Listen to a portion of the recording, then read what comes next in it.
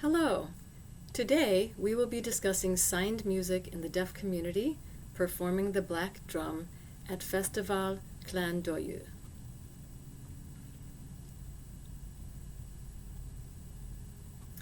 Three of us will be presenting our work.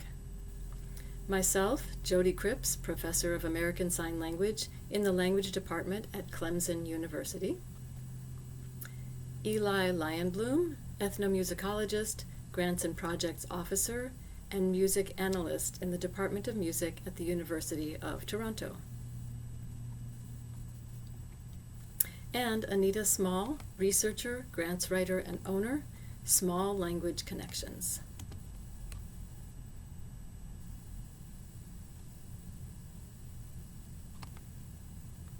Here is an outline of our presentation. First, we will address the context.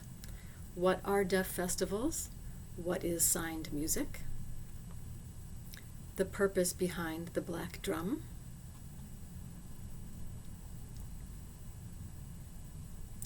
Next, we will describe pre-production and production. We will examine the process of developing the production.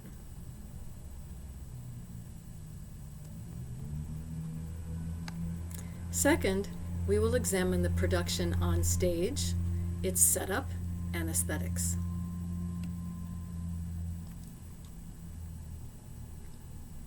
In the third section, we will turn to an examination of production at the Deaf Festival and its post-production impact. We will then compare the performance of signed music to a different phenomenon which appropriates signs from American Sign Language for performance and superimposes them onto a representation of the auditory experience of music.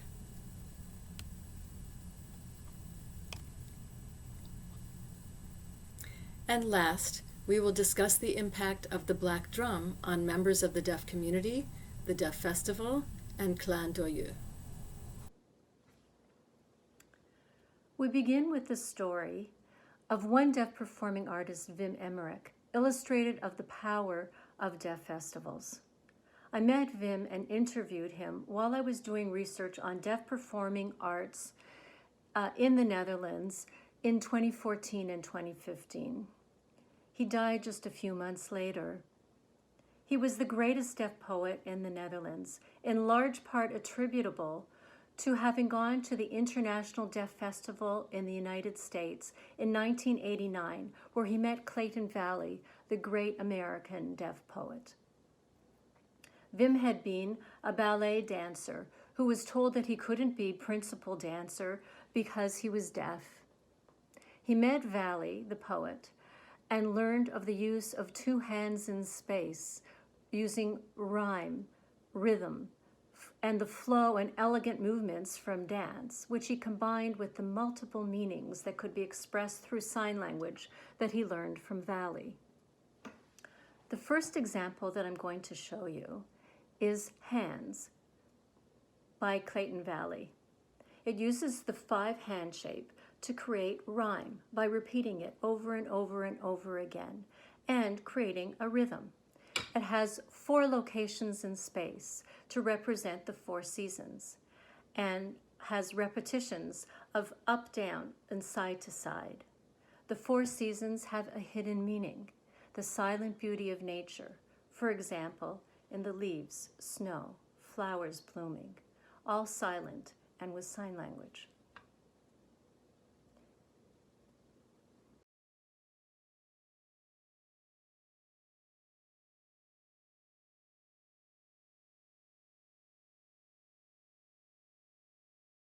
This next example is Wim, Falling Leaf.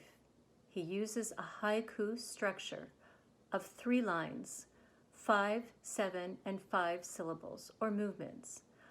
There's the leaf slowly withering and falling away.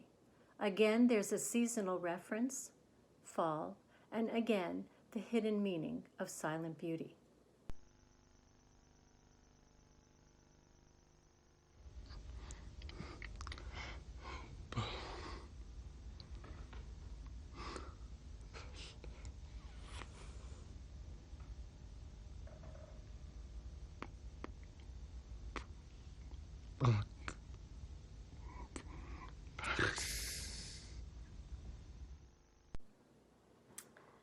What is signed music? Sign music is independent from auditory experience. The parameters are parallel to, but different from musical forms like audible pitch. Sign music performance includes hand shape with movements like circles, motions up and down, back and forth, to and fro, that create rhythms, and amplitude with size of movements. It may be with or without signed lyrics. This first example that I'm going to show you is of Ian Sanborn performing Tick Tock. The theme is interminable speech class, which he leaves and expresses his true self through internal music. The rhythm is very clear.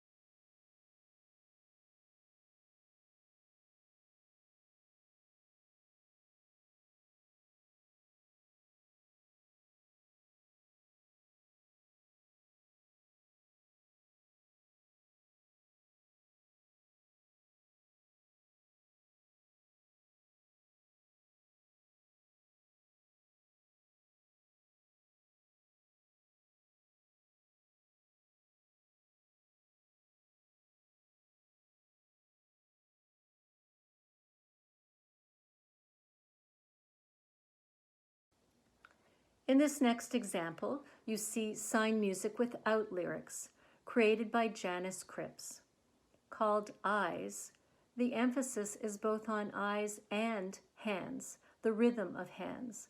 There's imagery, and again, emphasis on nature.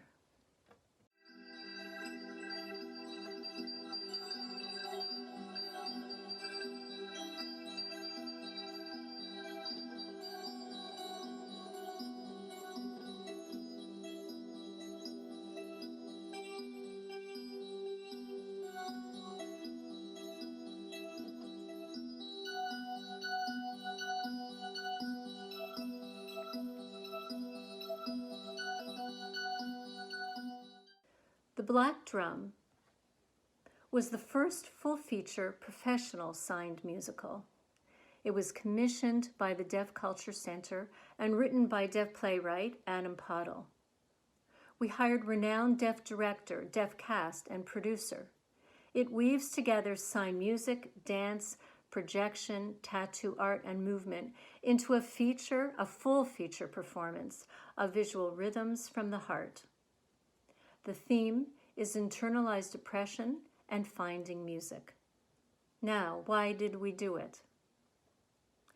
In 2017, the Canadian Cultural Society of the Deaf, Deaf Culture Center Executive Director Joanne Cripps, and I were driven to change the mindset from translated musicals like Spring Awakening and other musicals that are translations from auditory performance to create a full-feature, deaf-generated, original signed performance.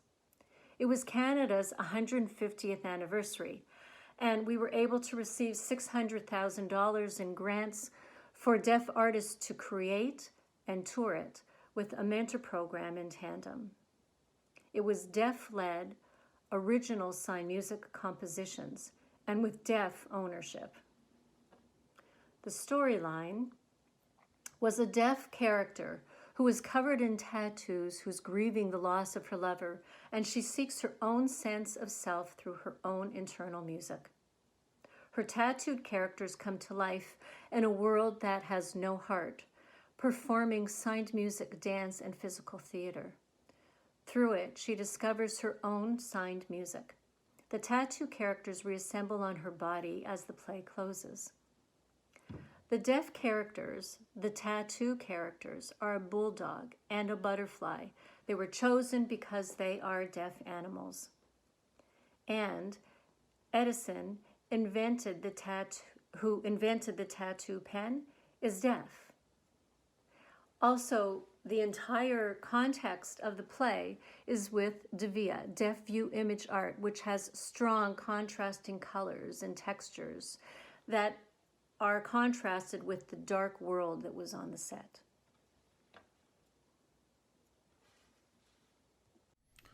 In The Black Drum, each performer has a solo piece that expresses their on-stage character through signed music.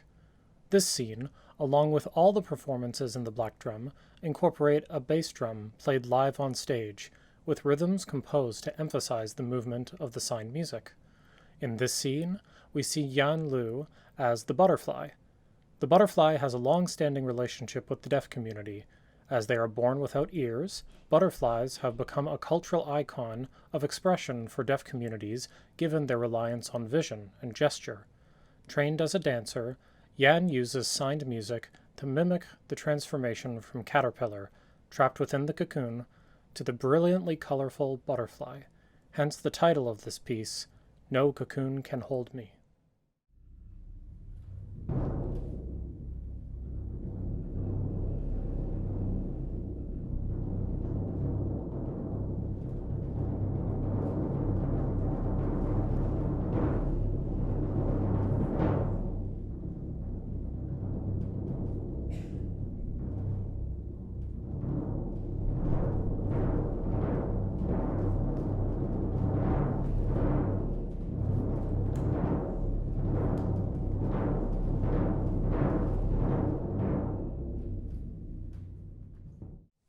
In the final performance of The Black Drum, the cast performs an overture-like piece that draws on each of their individual signed music pieces to conclude the show.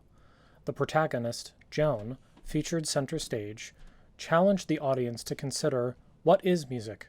How can deaf individuals self-express through their own signed music? Joan leads the cast in a signed music piece demonstrating the feeling of freedom to express their inner music.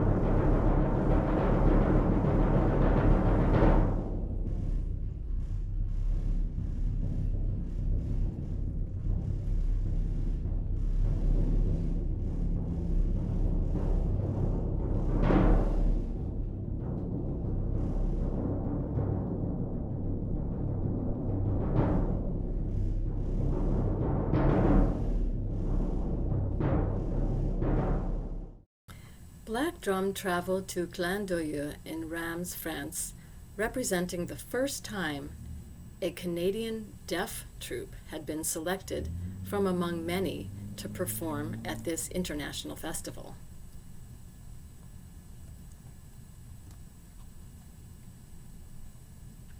They were the only troupe who performed non-auditory reliant signed music in a performance in which sound was superfluous.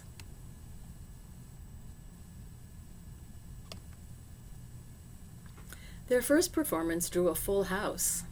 The three of us were there to witness the impressive turnout and sense the excitement.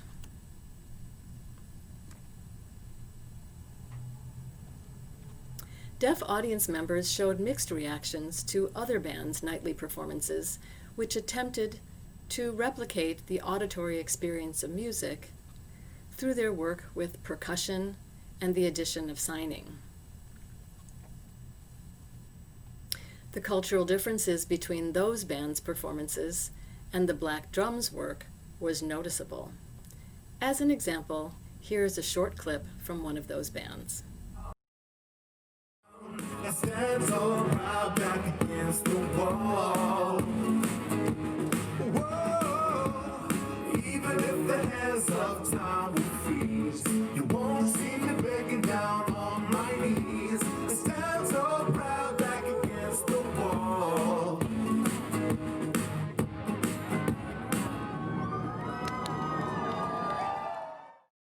The strong positive impact of the Black Drum's work, on the other hand, was palpable and confirmed through an informal poll of deaf audience members after the show. The sentiments were unanimous in that the Black Drum was impactful, stood out from the other performances, was thought-provoking, unique and culturally appropriate, visually oriented, and aesthetically pleasing.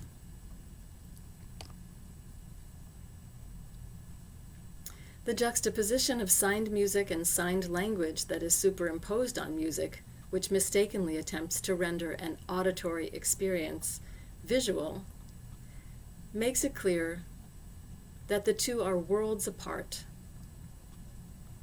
Not only that, but it also points out the phenomenon of an audist approach, which seeks to possess, and the need to resist and turn inward to reveal our own process as deaf people.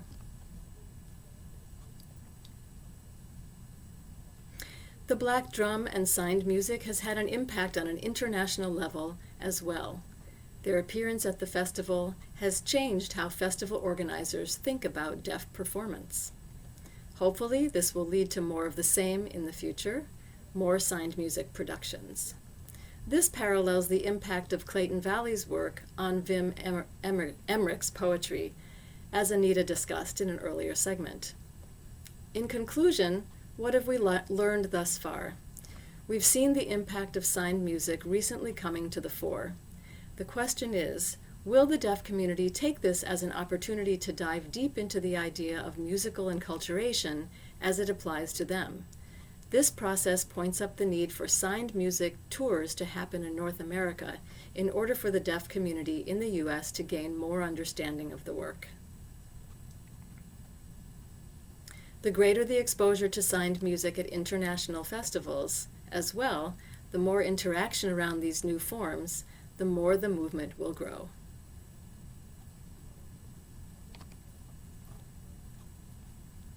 Long-established Scandinavian deaf theater troupes now want to incorporate signed music in their featured performances, inspired by the Black Drum. The Norwegian director of the Black Drum first learned about signed music through their research and interaction with myself and my co-authors, and now this work, inspired by the Black Drum, has expanded to an international level.